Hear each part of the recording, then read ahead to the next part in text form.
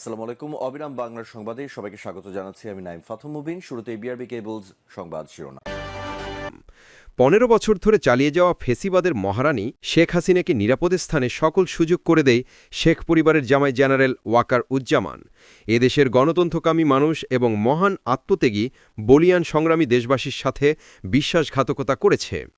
জুলাই গণ অভ্যুত্থানের ২,০০০ লাশ পড়ার পর জুনিয়র কর্মকর্তাদের চাপে আর নিজের প্রাণ বাঁচাতে সাময়িকভাবে জনতার দাবির পক্ষে অবস্থান নেন সেনাপ্রধান ওয়াকার উজ্জামান।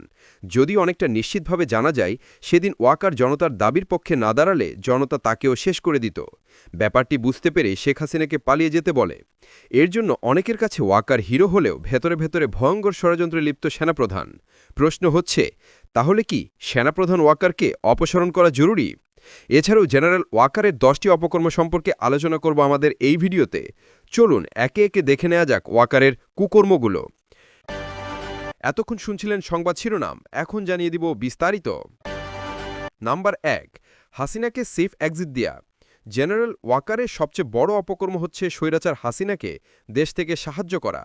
অথচ হাসিনা এই দেশে যা করেছে তার জন্য উচিত বিচার হবার দরকার ছিল জনগণের আদালতে, কিন্তু সেটি সম্ভব হয়নি সেনাপ্রধানের কারণে। এমনকি জুলাই বিপ্লবের যে ২,০০০ মানুষ নিহত হয়েছিল সেখানেও নিহত সম্মতি ছিল ওয়াকারের। জানা যায় সেনাবাহিনীর একটি অংশ চেয়েছিল হাসিনাকে জনতার হাতে তুলে দিতে, কিন্তু ওয়াকার সেটি হতে দেননি। তিনি এতটাই গোপনীয়তার সাথে হাসিনাকে পালাতে সাহায্য করেন যে হাসিনার ফ্লাইটটি রাডার পর্যন্ত ফাঁকি দেয়। হাসিনা, তার বোন শেখ রেহানা বা flight cope security services force সদস্যরা কেউই ঢাকা ছাড়ার আগেই ইমিগ্রেশন সম্পন্ন করেননি, যা সম্পূর্ণ রাষ্ট্রদ্রোহিতা। আর এসব সম্পন্ন হয়েছিল ওয়াকারের কল্যাণেই।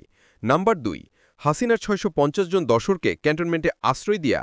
হাসিনা যখন পালালেন তখন তার হাজারখানেক নেতাদের জনগণের হাতে মার খেয়ে পথেঘাটে মরে থাকার কথা ছিল, কিন্তু সেটা হয়নি, কারণ হাসিনার আত্মীয় ওয়াকার আওয়ামী লীগের নেতাদের গোপনে ক্যান্টনমেন্টে আশ্রয় করে দেন।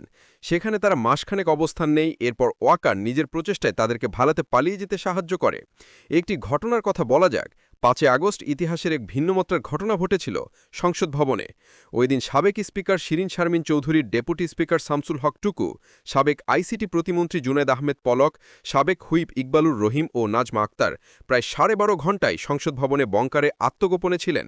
এদের সবারই সেদিন জনতার হাতে গণধোলাই খাওয়ার কথা ছিল, কিন্তু এদের সবাইকে সেখান থেকে নিরাপদ আশ্রয় নিয়ে যান ওয়াকারের নেতৃত্বে একদল সেনা সদস্য। এমনকি জানা যাচ্ছে শিরিন শারমিন সহ অনেকে এখনও সেনাপ্রধানের আশ্রয়ে আছেন। নাম্বার ৩, পিলখানা হত্যার কমিশন হতে বাধা দেয়া। ২০০৯ সালের ২৫শে ফেব্রুয়ারি পিলখানায় যখন বিডিআরের গণহত্যা চালায়, তখন ওয়াকার শতবড় ইস্টবেঙ্গলের ওয়াইসি হিসেবে পিলখানায় যথাসময় পৌঁছেছিলেন। কিন্তু প্রতিরক্ষা উপদেষ্টা জেনারেল তারেক সিদ্দিকের ফোন পাওয়ার পর আর পিলখানার ভিতরে ঢোকার চেষ্টা করেননি এই ঘটনার কথা। তখন থেকে বাংলাদেশের সশস্ত্র বাহিনীর সকল তরুণ অফিসার এবং বীর জওয়ানেরা জানে কেন তখন বিডিআরের অবরুদ্ধ সেনা অফিসারদেরকে ওয়াকার রক্ষা করেননি। বাংলাদেশের বিডিআর বিদ্রোহের প্রায় ১.৫ দশক পর ঘটনার পূর্ণ তদন্ত শুরু করেছে অধ্যাপক মোহাম্মদ ইউনুসের নেতৃত্বাধীন অন্তর্বর্তী সরকার। গঠন করা হয়েছে জাতীয় স্বাধীন তদন্ত কমিশন, যার লক্ষ্য পিলখানা হত্যাকাণ্ডের প্রকৃত ঘটনা উদ্ঘাটন ও জড়িতদের শনাক্ত করা। ২০০৯ সালের ওই বিদ্রোহের ঘটনার তদন্ত বিচার প্রক্রিয়া নিয়ে শুরু থেকেই নানান প্রশ্ন তুলে আসছিলেন ভুক্তভোগীরা। অভিযোগ রয়েছে যে পিলখানা হত্যাকাণ্ডের সঙ্গে আওয়ামী লীগের বেশ কয়েকজন নেতা জড়িত থাকার পরেও তদন্তে তাদের নাম বাদ দেওয়া হয়েছে জানা গেছে। পিলখানা হত্যা মামলার পূর্ণ তদন্ত যেন সম্পূর্ণ না হয় সেখানেও কলকাঠি নেড়েছেন ওয়াকার। নাম্বার ৪, পিলখানা হত্যার পুরো দায় বিডিআরকে দিয়ে দেয়া। জানা যাচ্ছে পিলখানা হত্যাকাণ্ডেও জড়িত ছিলেন ওয়াকার। অনেকেই বলছেন ওয়াকার পিলখানা হত্যার সাথে জড়িত ছিল বলেই হাসিনা ওয়াকারকে সেনাপ্রধান বানিয়েছিল। জুলাই বিপ্লবে ওয়াকারের হাতে দ্বিতীয় কোনো অপশন না থাকার কারণে ওয়াকার হাসিনাকে পালাতে সাহায্য করে। এতে করে হাসিনা প্রাণে বেঁচে যায়। বলা যায় ওয়াকার হাসিনাকে বাঁচিয়ে দিয়েছে, না হলে সেদিন ফেসিস হাসিনাকে শেষ করে দিত সাধারণ মানুষ। স্বৈরাচারের বিচারও এভাবেই হবার কথা ছিল, কিন্তু ওয়াকারের জন্য তা সম্ভব হয়নি। হাসিনা পালানোর আগে ওয়াকার হাসিনাকে প্রতিশ্রুতি দেন তার সকল নেতাকর্মীকে নিরাপত্তা দিয়ে দেশ ত্যাগ করতে সাহায্য করবেন। ওয়াকার তার প্রতিশ্রুতি রক্ষা করেছে এবং এখনও করে চলেছে। তাছাড়া পিলখানা হত্যা মামলায় যে শুধু বিডিআর সদস্য নয়, সেনাবাহিনীর লোকেরাও জড়িত ছিল সেটি স্বীকার করতে নারাজ ওয়াকার। নাম্বার ৫, ট্রাইব্যুনাল থেকে গ্রেপ্তারি পরোয়ানা জারি হওয়া সেনা অফিসারদের ক্যান্টনমেন্টে আশ্রয় দেয়া। আন্তর্জাতিক অপরাধ ট্রাইব্যুনালের প্রসিকিউশনের সাবেক প্রধানমন্ত্রী শেখ হাসিনা ও তৎকালীন ডিজিএফআই প্রধান সহ ১১ জনের বিরুদ্ধে অভিযোগ দায়ের করা হয়েছিল ৯ অক্টোবর। গুমের অভিযোগটি দেন লেফটেন্যান্ট কর্নেল অবসরপ্রাপ্ত হাসিনুর রহমান বীর প্রতীক। নিজের গুম নির্যাতন চাকরিচ্যুতি হওয়ার বর্ণনা দিয়ে তিনি বলেন, আমাকে 2012 সালে সেনাবাহিনী থেকে গুম করা হয়। 43 দিন আমাকে হাত পা ও চোখ বেঁধে রাখা হয়। 2018 সালের 8 আগস্ট মিরপুরে ডিওএইচএস থেকে দ্বিতীয়বার গুম করা হয়। তখন গুম করে রাখা হয়েছিল 1.5 বছর। তারা বলেছে চুপ না থাকলে আমাকে শেষ করে দেবে। আমার বিরুদ্ধে সাইবার এনে 11টি মামলা করা হচ্ছে। এসব কর্মকাণ্ডের ভিত্তিতে কয়েকজন সেনা অফিসারদের বিরুদ্ধে গ্রেপ্তারি পরোয়ানা জারি হলেও তাদেরকে ক্যান্টনমেন্টে আশ্রয় দেন ওয়াকার। নাম্বার 6, গুম খুনে জড়িত সেনা অফিসারদের দেশ ছাড়তে সহায়তা করা।